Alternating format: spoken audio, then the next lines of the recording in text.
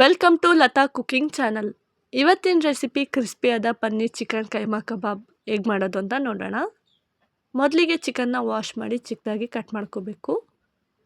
ಅದಕ್ಕೆ ರುಚಿಗೆ ತಕ್ಕಷ್ಟು ಉಪ್ಪು, ಸ್ವಲ್ಪ ಅರಿಶಿನ, 1 ಟೀ ಸ್ಪೂನ್ ಸೋಂಪು ಕಾಳು,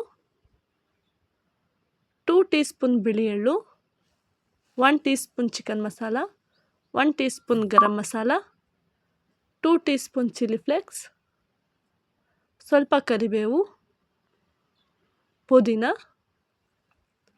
ಕೊತ್ತಂಬರಿ, 2 ಟೀ ಸ್ಪೂನ್ ಶುಂಠಿ ಬೆಳ್ಳುಳ್ಳಿ ಪೇಸ್ಟ್, ಚಿಕ್ಕದಾಗಿ ಕಟ್ ಮಾಡ್ಕೊಂಡಿರೋಂಥ ಈರುಳ್ಳಿ, ಕಾರ್ನ್ಫ್ಲವರ್, ತುರಿದಿಟ್ಕೊಂಡಿರುವಂಥ ಪನ್ನೀರ್. ಇದು ಹೋಮ್ ಮೇಡ್ ಪನ್ನೀರ್. ಇದರ ರೆಸಿಪಿ ಬೇಕು ಅಂದರೆ ನನಗೆ ಕಮೆಂಟಲ್ಲಿ ತಿಳಿಸಿ, ನಾನು ಖಂಡಿತ ಶೇರ್ ಮಾಡ್ತೀನಿ. ಇದೆಲ್ಲ ಹಾಕ್ಕೊಂಡು ನೀಟಾಗಿ ಮಿಕ್ಸ್ ಮಾಡ್ಕೋಬೇಕು. ಮಿಕ್ಸ್ ಮಾಡ್ಕೊಂಡ ನಂತರ ಇದಕ್ಕೆ ಒಂದು ಮೊಟ್ಟೆನ ಹಾಕ್ಕೊಳ್ಬೇಕು.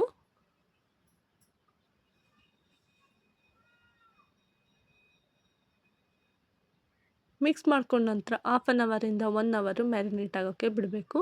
ಮ್ಯಾರಿನೇಟ್ ಮಾಡೋದ್ರಿಂದ ಉಪ್ಪು ಖಾರ ಚೆನ್ನಾಗಿ ಹತ್ತತ್ತೆ. ಈಗ ಇದು ಮ್ಯಾರಿನೇಟ್ ಆಗಿದೆ. ಈಗ ಒಂದು ಪ್ಯಾನಲ್ಲಿ ಎಣ್ಣೆನ ಕಾಯಕ್ಕೆ ಬಿಡಬೇಕು. ಅದು ಕಾಯೋದ್ರೊಳಗೆ ಉಂಡೆ ಮಾಡ್ಕೊಳ್ಬೇಕು. ನೋಡ್ತಾ ಇದ್ದೀರಲ್ಲ, ಈ ರೀತಿ ಉಂಡೆ ಕಟ್ಟಬೇಕು. ಈ ಸೈಜಿಗಿದ್ರೆ ಸಾಕು. ಈಗ ಕಾದಿರೋ ಎಣ್ಣೆಗೆ ಒಂದೊಂದಾಗಿ ಉಂಡೆಗಳನ್ನ ಹಾಕಬೇಕು.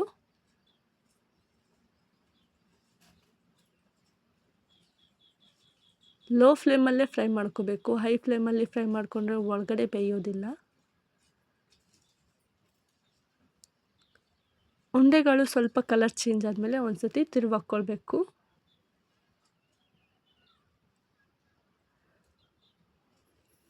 ಈಗ paneer chicken keema kebab ready ಆಯಿತು. ಈಗ ಎಣ್ಣೆಯಿಂದ ತಕ್ಕೊಳ್ಬೇಕು. ನೀವೇನಾದ್ರು ಡಿಫ್ರೆಂಟಾಗಿ ಟ್ರೈ ಮಾಡಬೇಕು ಅಂದರೆ ಈ ರೆಸಿಪಿನ ಖಂಡಿತವಾಗ್ಲೂ ಟ್ರೈ ಮಾಡಬೇಕು. ಚಿಕ್ಕವರಿಂದ ದೊಡ್ಡವ್ರ ತನಕ ಇಷ್ಟ ಆಗೋ ರೆಸಿಪಿ. ಹಾಗೆ ಮಾಡೋದು ಕೂಡ ಈಸಿನೇ. ಒಂದ್ಸತಿ ಟ್ರೈ ಮಾಡಿ.